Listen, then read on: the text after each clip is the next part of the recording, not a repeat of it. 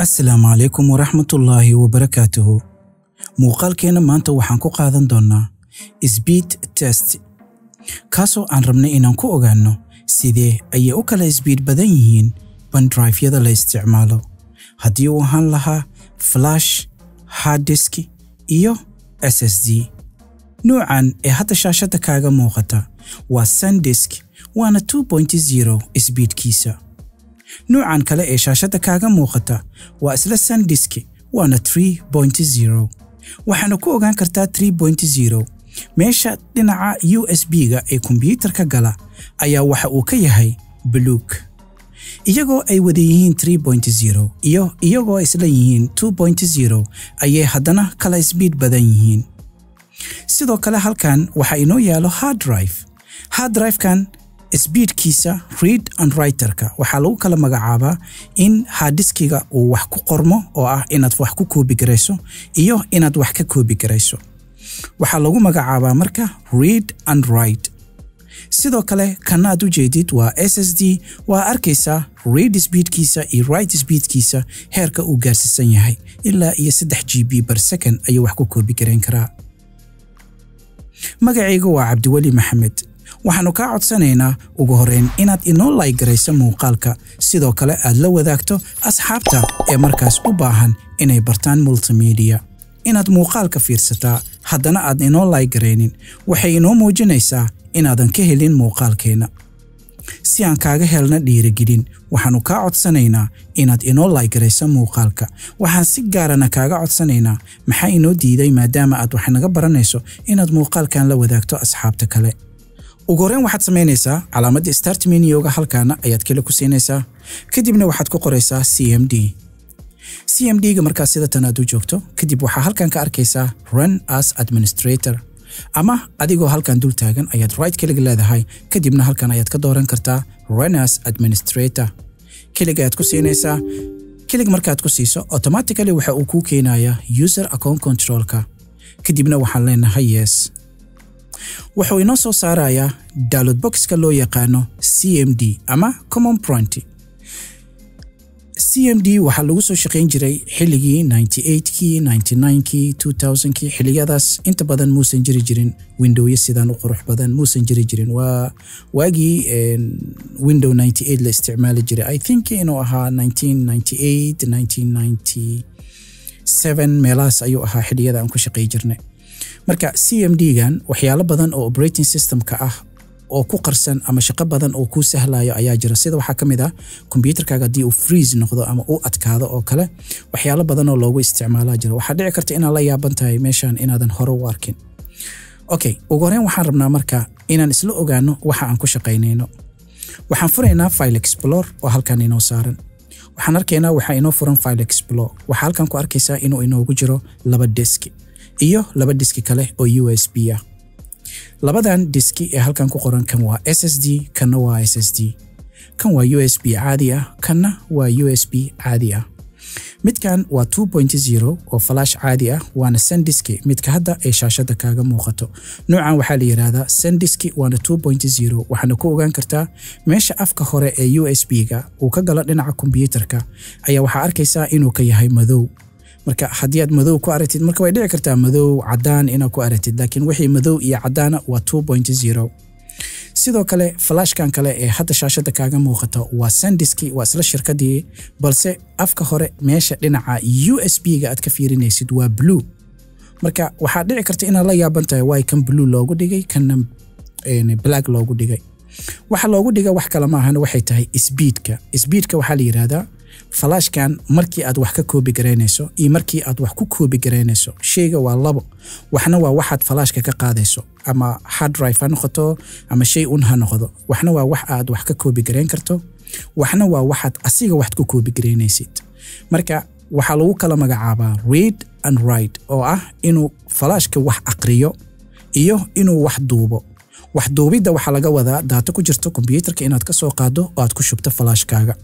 kaas waxaa loo yaqaanaa read. inaad flashkii file kala soo baxdo aad dhigto kombiyuutarkaaga waxaa loo yaqaanaa write.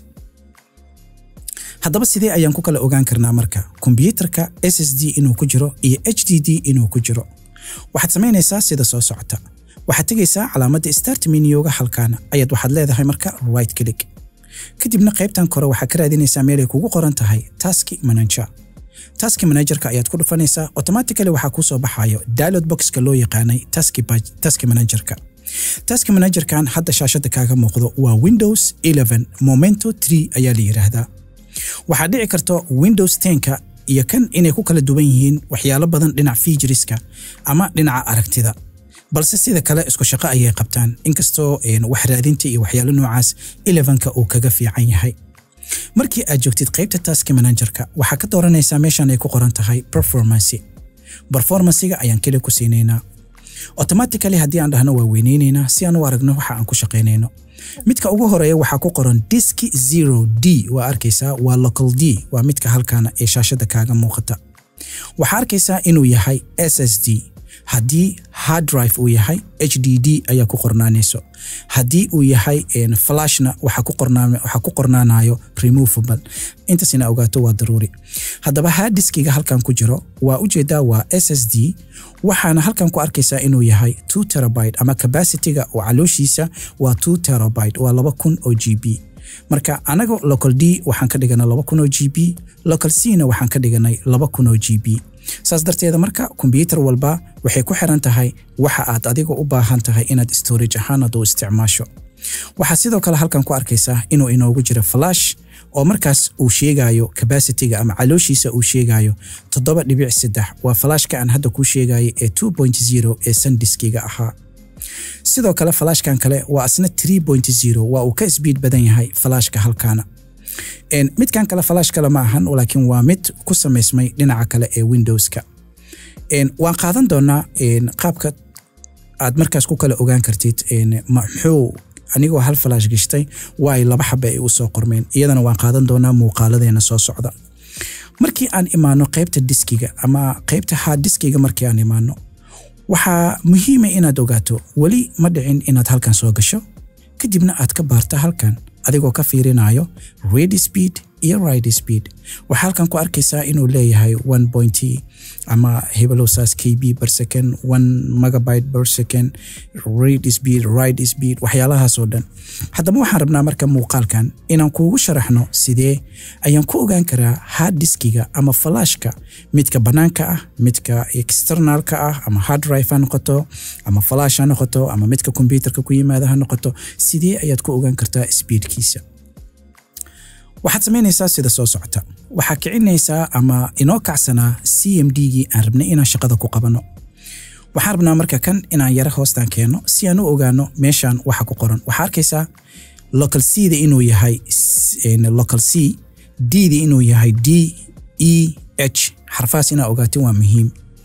qaybta CMD-ga ayaad imaanaysaa kadibna waxaan ku qoraynaa marka WinSet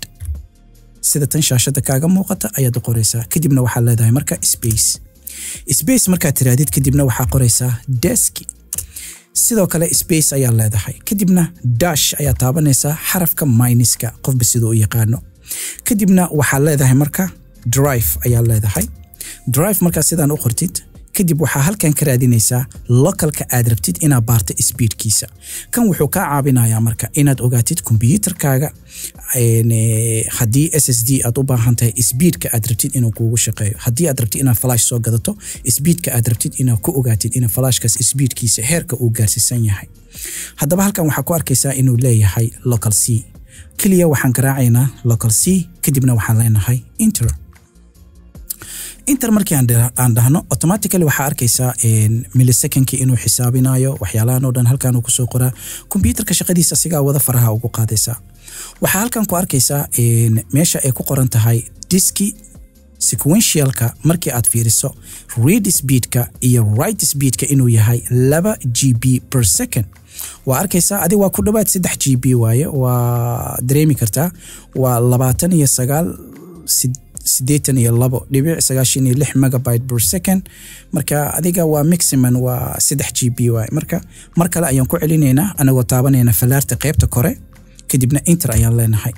si aan u hubino maxaa farqiga u dhaxayn kara haddaan 2 joor ku celiyo iyo haddaan hal mar ku celiyo marka sometimes 2 joor ama 3 joor ama ku celi midka resultiga ugu dambeeya ayuu ku keenayaa waxaan arkaynaa marka resultiga halkan ka soo baxay inuu yahay 29 82 qaybtana marka aan fiirino 29 qaybtan 23 97 qaybta ka hooseysan waxa arkaysaa 24 content saas darteeda marka SSD gaan isticmaaleyno waa 3 GB per second waaye read iyo write oo 3 GB per second okay falaarta qaybta kore ayaan taabaneynaa waayo maanta dhan intaan ma qorqori karo waa igu adkaanaysaa in haddana soo qoro winset table waa igu adkaanaysaa kaliya falaartaada qaybta kore ayaa taabanaysaa halka hadda local C aan ka baarnay ayaan titiraynaa waxaan ku bedeleynaa local D kadibna waxaan leenahay enter hadda waxaan hubinaynaa midkan waxaan rabaa marka taski barka inaan hore kaaga sii kiciyo si aad u aragto shaqada meesha ka socota automatically hore ayuu ka soo bixiyay kan ayaan aadaynaa okay waxaan baroobaynaynaa midkan local D-ga marka waxaan rabaa marka shaqada inay sidatan oo kala socoto okay local D resultiga waa uu keenay waxaa arkaysaa marka inuu 3 GB read uu yahay write kana uu yahay 2 waa 2 GB waa 2 GB iyo 500 iyo xogo megabyte per second waaye marka mar kale ayaan ku celinaynaa marka waxaan rabaa falaarta inaan qaybta kore taabto local D waa ii dooran yahay enter markii aan dhaho waxaa indhaha ku haynaysaa qaybta halkaana aan isla socono enter ayaan leeyahay automatically halkan fiiri shaqo ayuu wadaa waad arkaysaa hadda wuxuu raadinayaa readka hadda wuxuu raadinayaa write-ka waad arkaysaa marka shaqooyinka sidaan ayuu u kala qabanaya marka waa arkaysaa haddana resultiga waa isbedelay it's not big deal muhiimadda waxaa ah inaad 2 joor ama 3 joor camal inaad ku celiso kadib resultiga ugu dambeeyo ayaad helaysaa okay hadda waxaan ogaana marka in local C 2 result inuu ka keenay local D na 2 result uu ka keenay haddaba waxaan rabnaa marka inaan baarno flashka halkaana ee local edge asina waa 3.0 waaye falaarta kore ayaan taabanaynaa waxaan ka raadinaynaa local edge D ayaan tiraynaa edge ayaan taabanaynaa kadibna enter ayaan leenahay waan sugaynaa intuu shaqada ka dhameynayo haddii aan dhahno waxaan baaraynaa midkan waa arkaysaa read and write inta ayuu ka akhrinaa kana inta inoo keen si aan iskula socono hadda wuxuu baarayaa waa arkaysaa write speedka ayuu baarayaa waa arkaysaa inta millisecond uu soconayo minutka saacadda daqiiqada wax ku koobi gareyn karo waxyaalahaasoo dhan ayaad halkan ka arkaysaa marka read and write speedka waxaa arkaysaa shaashadda midka hadda ka xoor uu daahaya waan isku sugaynaa shaashadda hadda midka kaaga muuqata waa marka uu yahay 2.0 awoodiisa inta la egtay waad arki kartaa markuu 3.0 uu yahayna waad arki kartaa inta megabyte uu soconayo marka flash iyo hard drive-ka waxaa speed badan hard drive-ka ayaa speed badan waan gelin doonaa hadda inkastoo computerkeena uusan ku jirin waxaa arkaysaa flashkan ee 3.0-ga ee hadda shaashadda kaaga muuqda ee sandiskiga ah inuu read speedkiisa yahay 91 megabyte per second 0.4ka waan iska dhaafayna no big deal waxaa arkaysaa 91.4 megabyte per second inuu yahay sidoo kalena write speedka asiga markaad wax ku koobi gareynaysidna inuu yahay 26 dhibicda iska dhaaf 26 megabyte per second inuu yahay haddaba marka waxaan rabaa marka inaan computerka ku xiriiriyo hard drive hadda midka shaashadda kaaga muuqata waa hard drive 3.0 waa midka caadiga ah ee la isticmaalo waana 4 terabyte marka 4 terabyte kan ayaan qabanaynaa waxaan ku xiriirinaynaa computerka si aan u ogaano marka hard drive-ka iyo SSD-ga ayaa flashka waxaa ka speed badan hard drive-ka waxaa ka speed badan SSD-ga marka wuxuu u kala baxaa M.2 oo ah nuucan hadda shaashadda kaaga muuqata ee u eg qaabka RAM-ka oo kale waxaana lagu magacaabaa PCIe iyagoo u kala baxaan Gen 2 Gen 3 Gen 4 ilaa iyo Gen 5 oo hadda soo saarta company-ga lagu magacaabo Crucial iyo sidoo kale SSD-ga nuucan oo la dhaho SATA 2.5 ayaa la dhahaa marka way kala speed badan yihiin soo marka hadda waxaan sameynaynaa computerka ayaa waxaan soo gelinaynaa hard drive external ah muuqaalka waan joojin doonaa dib ayaan isugu soo laabanaynaa hard drive-ka ayaan gelinay computerka hadduu soo qabsan doonaa waan u sugaynaa intuu ka soo qabsanayo wuu noo soo qabsaday okay waad u jeedaa hard drive-ka waan soo gelinay waa 4 terabyte waa midka hadda aan shaashada kaaga muuqatay ee aan ku tusay waxa arkaysaa inuu 4 terabyte yahay laakiin anaga hadda ma ogaan karna speedkiisa markii aan tagnay qaybta taskbarka waxaan halkan ku arkaynaa inaan soo gelinay hard drive laakiin waxa uu ku soo qorayaa USB waa arkaysaa haddii aan dhahno waan weyneynayna capacity-ga waad arkaysaa flashka waa removable midka kalena waa USB okay waxaan rabnaa marka inaan test gareeno speedka uu gaarayo okay waan iska minimize gareynayna ama maximize ayaan leenahay si aan u aragno shaqada meeshaas ka socota okay waxaan rabnaa inaan ogaano localka waa local F ayaan rabnaa marka falaarta qaybta kore ayaan taabanayna H-ka ayaan tirtireynaa kadibna waxaan leenahay F kadibna waxaan leenahay marka enter markaan dhahno kana hore ka aadayna si aan u ogaano shaqada meesha ka socoto waa arkaysaa read speedka 1.4 wax noocaas ku ordaya markuu gudaha ku jiro iyo marka uu banaanka ku jiro xitaa way kala speed badan yihiin markaad external ahaan isticmaalayso iyo marka kale isku mid ma ahan oo waxa speed badan mar walba shayga gudaha ku jiro ayaa mar walba speed badan marka waa arkaysaa hadda write speedka ayuu tijaabinayaa 92 iyo jajab meelahaas ayuu ku tijaabinayaa haddana read speedka oo kale wuxuu tijaabinayaa marka fail iyo transactionka ama wax noocaas uu sameynayo waa arkaysaa millisecondka ama write-ka ayuu fiirinaya marka mar walba kan shaashada indhahaaga ku hay oo isla barbardhig okay waxaa arkaynaa marka hard drive-kan read speedkiisa inuu yahay 152 megabyte per second write speedkiisa inuu yahay 122 megabyte per second so marka waxaad ogaanaysaa marka SSD-ga waa kuwa halkan inaga muuqatay waa arkaysaa waa kan wuxuu ka kooban yahay 4 number ka kooban yahay HDD-ga marka la dhahayana wuxuu ka kooban yahay kaliya waa 3 number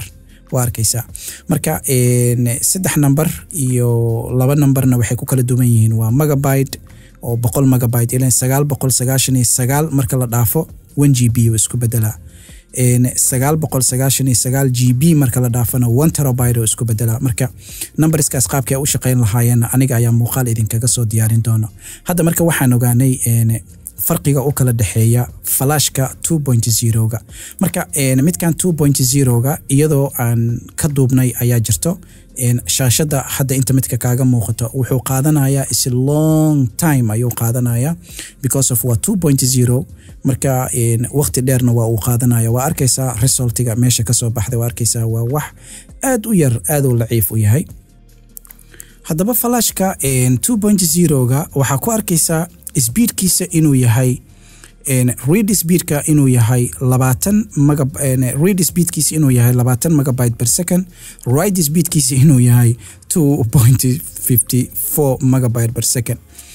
saas darteeda marka waxaa ogaanaysaa marka computerka mar walba aad rabtid inaad computerkaaga performancegiisa aad ogaatid waa inaad ogaataa flashka aad ku shaqaynaysid hard diskiga aad ku shaqaynaysid awoodiisa marka inaad shay soo qaadataa aad isticmaasho waxaa ka muhiimsan why 3.0 muxuu qabtaa read and write maxay yihiin waxyaalahaas oo dhan tusaale ahaan markaan kaaga soo qaadno waxaan rabaa marka inaan ku tuso markaad SSD wax ka copy gareynayso iyo marka aad flash aad wax ka copy gareynayso speedka waa ay kala duwan yihiin anagoo aan ku qaadan doono muuqaaladeena soo socda ugu dambeyn wixii aad raadinaysay waa heshay fadlan waxaanu kaa codsanaynaa inaa inoo subscribe gareyso channelka sidoo kale aad inoo like gareyso muuqaalkan iyo muuqaalada kale hana ka iloobin inaad doorato gambaleelka si aad u hesho cashir walba ayaan markaas soo gelino anigu waxaan ahay qofkii ku baray adiguna waxaa noqotay qofkii ka faa'iiday waanigoo ah Cabdiwali Maxamed waxaan idinkaga tagayaa sida iyo nabadgelyo iyo cashirkeena xiga assalaamu calaykum waraxmatullaahi wabarakaatuh